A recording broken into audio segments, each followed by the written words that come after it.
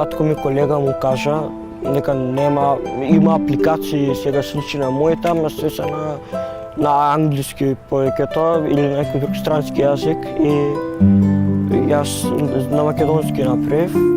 Апликацијата се развиваше и добиваше повеќе содржина и повеќе поддршка од дефектолози, од родители со деца со аутизам и тоа апликацијата стануваше попозната и поголема.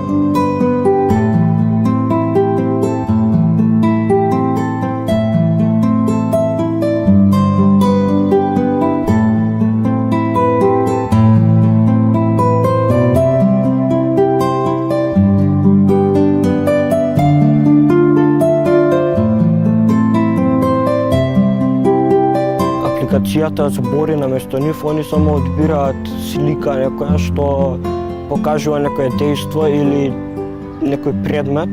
Има разни активности, има разни желби, намери, може да се искажат со апликацијата и доста е успешна.